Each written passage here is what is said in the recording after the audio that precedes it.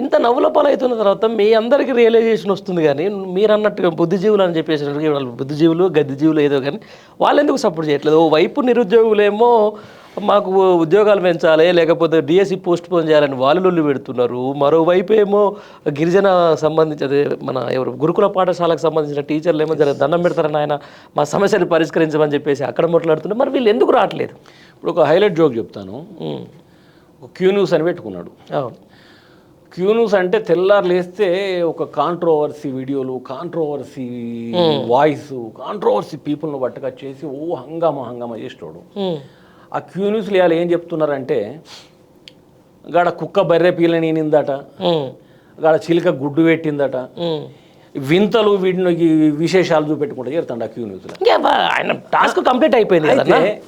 సరే, ఏదైతే అనుకున్నాడో నేను అనేది ఏంటంటే, ఏదైతే జర్నలిజం ముసుగేసుకొని ఆయన ఏమనుకున్నాడో ఆయనకు పదవి వచ్చేసింది.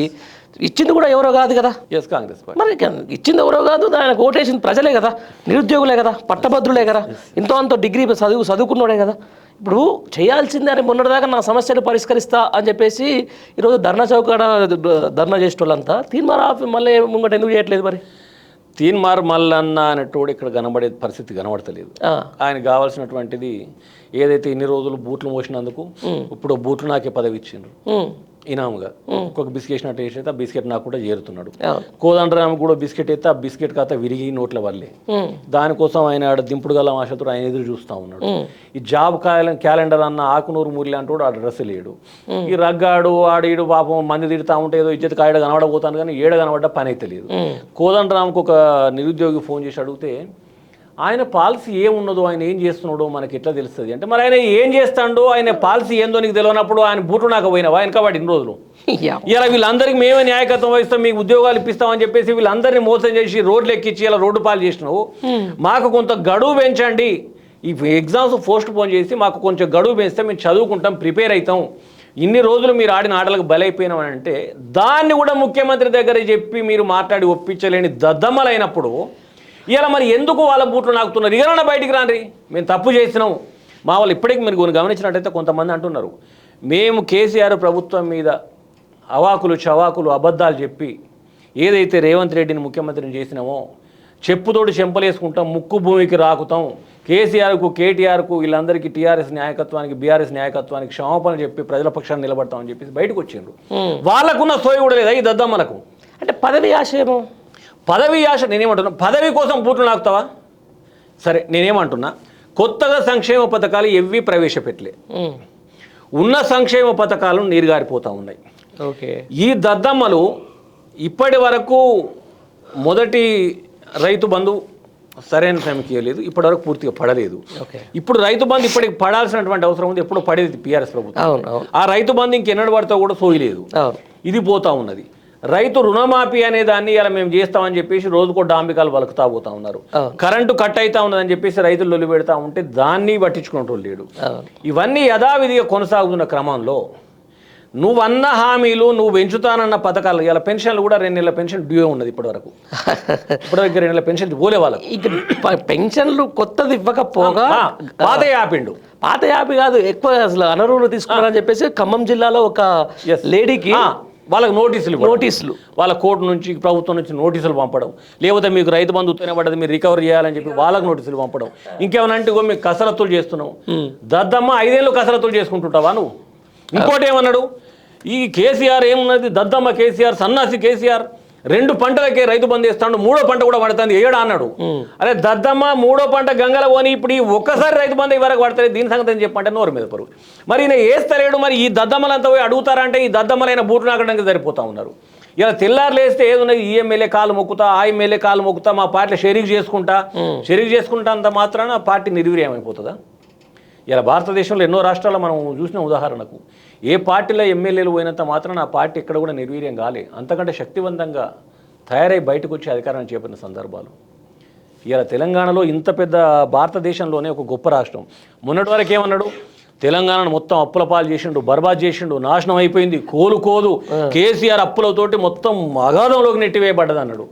మళ్ళీ నిన్నగాక మొన్న మీడియా ముందు ఏమంటాడు, భారతదేశంలోనే అగ్రగామి తెలంగాణ రాష్ట్రానికి వచ్చినంత ఆదాయం భారతదేశంలో ఏ రాష్ట్రానికి రాదు అని చెప్తాండి. ఇలా గురువేమంటాడు, గుజరాత్ కంటే మొదటి వరుసలో ఉన్న తెలంగాణ రాష్ట్రం అంత గొప్పగా నిర్మాణం అయింది అని చెప్పేసి ఆయనే చెప్తా ఉన్నాడు. మరి ఏం పీకడానికి మీరు అబద్ధాలు ఆడుకుంటే ఎన్ని రోజులు తెలంగాణ రాష్ట్రం పరువు తీసిండ్రు? మీరు ఏదైతే ఈ చౌకబారు ప్రకటన చేసే క్రమంలో కొన్ని కంపెనీలు పోయినాయి, ఇప్పుడు కూడా ఇంకా ప్రమాదం ఉంది. ఏవైతే ఇప్పటికి స్టార్ట్ కావాలి బీఆర్ఎస్ ప్రభుత్వం ఇప్పటికి కొన్ని కొత్త కంపెనీలు ఇక్కడికి వచ్చేసి ప్రారంభమయ్యేటి, ఆ కంపెనీలు కూడా ప్రక్క రాష్ట్రాలకు పోతాయి మనం చూసుకుంటుంటే. ఎందుకంటే ఈ దద్దమ్మత షిపాయి కాదు, పనిమంతుడు కాదు. కాబట్టి ఉన్న కంపెనీలు కూడా పోకుండా కాపాడితే మొగోడే. మొగోని పాలనలో ఉన్న కంపెనీలు ఊడిపోకుండా కాపాడినా మొగోడే. మేము అట్లా కూడా అంటున్నాం, కానీ అది కూడా చేత కదా ఆయనకు. అంతేనా? ఏమున్నా పోలీసు వాళ్ళని పెట్టి హైదరాబాద్లో ధర్నా చేస్తే రాత్రి 12:30కు నా ఇంటికి వచ్చిండ్రు పోలీసు వాళ్ళు. వచ్చి నా ఇంటి చుట్టూ జీబులు పెట్టుకొని నేను అన్నాను, నేను బయటికి వెళ్ళలేదు. మా ఫ్యామిలీ మెంబర్స్ పోయి ఏంది అంటే, లేదు అరెస్ట్ చేయాలి ఇప్పుడు ఇమీడియట్గా పట్టుకుపోలే. ఎందుకు, ఏం తప్పు చేసినాం మిమ్మల్ని? ఏం తప్పు చేసిండు, ఎందుకు పట్టుకుపోతారని మా మిస్సెస్ మా పిల్లలు అడిగితే, లేదు మమ్మల్ని అధికారులు అరెస్ట్ చేయమన్నారు. అంటే ఎట్టి పరిస్థితులు ఈ రాత్రి పోలీస్ స్టేషన్ రా, మేము చేసిన దొంగతనం లేదు, మేము మనకి అరెస్ట్ అయ్యి మీ ఇంటికి మీ పోలీస్ స్టేషన్ రావాల్సిన. దేనికోసం అని అంటారు? నిరుద్యోగుల ధర్నాకు మద్దతుగా మనం పోతేనంట. అంటే నిరుద్యోగుల ధర్నాకు బీఆర్ఎస్ పార్టీ మద్దతు ఇస్తే కూడా వీళ్ళ లాగు దడుస్తున్నాయి. అంటే ఇలా ఆపదలో ఉన్న వాళ్ళకు మద్దతు ఇవ్వడం ప్రతిపక్ష పార్టీగా మా బాధ్యత కాదా? వాళ్ళకి కావాల్సినటువంటి ఏది న్యాయమైన హక్కుల కోసం పోరాడుతున్నప్పుడు వాళ్ళ వెనుక నిలబడాల్సిన హక్కు మాకు లేదా? ఇలా వాళ్ళని రెచ్చగొడితే ఆత్మహత్యలు చేసుకుంటున్నారట, రెచ్చగొడితే దీక్షలు చేస్తున్నారట. సరే, మొన్న కూడా కొందరు రైతులు ఆత్మహత్య చేసుకుంటే బీఆర్ఎస్ పార్టీ కార్యకర్త, అంటే బీఆర్ఎస్ పార్టీ కార్యకర్త ఒకటి, కాంగ్రెస్ పార్టీ కార్యకర్త ఒకటి, రైతులకు ఇట్లా పేర్లు ఉంటాయా? సరే, రెచ్చగొడితే వాళ్ళు చచ్చిపోయింది కదా. భారతదేశంలోనే అత్యంత పేరు ప్రఖ్యాతులు సంపాదించినటువంటి మోటివేటర్స్ని ఒక 10 మందిని తీసుకొచ్చి ముఖ్యమంత్రిని, ఈ వ్యవసాయ శాఖ మంత్రిని ఇద్దరిని కూర్చోబెట్టి మోటివేట్ చేస్తాం. చావు మన అంటారు, ఇద్దరిని మోటివేట్ చేస్తే వస్తారు కదా, ఇద్దరిని మోటివేట్ చేస్తాం. మరి సూసైడ్ చేసుకోమని బీఆర్ఎస్ పార్టీ రెచ్చగొడితే చచ్చిపోయిన వాళ్ళు అత్యంత ఆదర్శవంతమైనటువంటి ఒక పేరు ప్రఖ్యాత సంపాదించిన మోటివేటర్స్ మోటివేట్ చేస్తే దావరా? మరి వీళ్ళిద్దరు చేస్తే అప్పుడు నిజంగానే బీఆర్ఎస్ పార్టీ రెచ్చగొడతా మేము కూడా నమ్ముతాం. అంతే కదా? ఇవాళ రెచ్చగొడితే చచ్చిపోతారా ప్రజలు? అంటే ఎంతమంది నువ్వు రెచ్చగొట్టినావు కదా, మరి నువ్వు రెచ్చగొడితే ఎందుకు చచ్చిపోలేదు? ప్రజలందరూ క్షేమంగానే ఉన్నారు కేసీఆర్ గారి పాలనలో. ఇవాళ ఎందుకు ఆత్మహత్యలు చేసుకుంటా ఉన్నారు?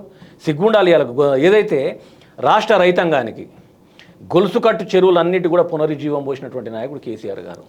వాగులలో వంకలలో కూడా నీళ్లు వార్లిచ్చి రైతులకు అందించినటువంటి నాయకుడు కేసీఆర్ గారు. ఏదైతే మేడిగడ్డ మొత్తం అక్కడికే రాదన్న మేడిగడ్డ ఇలా రిపేర్లు అయిపోయి నీళ్ళు ఎట్లా వారుతున్నాయి? సిగ్గుమానం లేనోడు ఎప్పుడైనా క్షమాపణ చెప్పు ప్రజలకు. నువ్వు ఆ నీళ్ళు అందక ఇప్పటివరకు ప్రజలు ఇబ్బంది పడ్డారు, రైతులు ఇబ్బంది పడ్డారు. ఇలా మళ్ళీ ఎట్లా నీళ్ళు నింపుతున్నావు? మళ్ళీ ఎట్లా రిపేర్ అయింది? మళ్ళీ లేకపోతే కరెంటు అని చెప్పేసి కరెంటు పట్టుకొని 4 రోజులు ఏడుస్తావు, లేకపోతే ఫోన్ ట్యాపింగ్ అని ఫోన్ ట్యాపింగ్ 4 రోజులు పట్టుకొని ఏడుస్తావు. రాష్ట్ర ప్రజలు నిన్ను గెలిపించింది. నువ్వు చెప్పినటువంటి అబద్ధ పునాదుల మీద ఏదైతే ఏర్పడ్డ ప్రభుత్వం, అబద్ధపు 6 గ్యారంటీలకు సంబంధించి నిన్ను అడుగుతారు. నిన్ను ఎక్కంగానే ఈ చేతగాని పాలనను ముందట వేసుకొని అవాకులు చెవాకులు వేలుకుంటా ఆయన తిట్టు ఈయన తిట్టు అని గెలిపేయలేండి. నిన్ను ఒక రాష్ట్రానికి ముఖ్యమంత్రిగా పెట్టుకున్నది ఈ సంక్షేమ పథకాలు, ఈ అభివృద్ధి పథకాలన్నీ యథేచ్ఛగా కొనసాగాలి, నువ్వు పెంచుతానని పెంచాలని చెప్పి చూస్తున్నారు తప్ప ఈ అబద్ధాలతోటి ఈ వీటితోటి బతకమని చెప్పలే.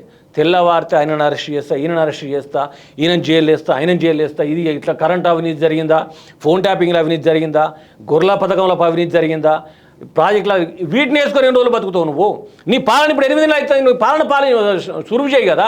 8 నెలల నుంచి నువ్వు పాలన షురువు చేయలే. ఏదైతే ఇప్పటివరకు ఇచ్చిన 30,000 ఉద్యోగాలు కూడా కేసీఆర్ గారు ఇచ్చిన తప్పతో నువ్వు ఇచ్చినవి కాదు. వాటిని కూడా సిగ్గు లేకుండా నేను ఇచ్చినా అని చెప్పుకుంటున్నావు. నువ్వు ఇస్తున్న 2 లక్షల కోసం నువ్వు తయారు చేసిన జాబ్ క్యాలెండర్ నిరుద్యోగుల ముందర పెట్టు. నువ్వు చేస్తున్నటువంటి 15,000 ఎకరం ఏదైతే ఉన్నదో రైతు బంధు అదే 4,000 పెన్షన్ ఏదన్నో 4,000 పెన్షన్ పెట్టు.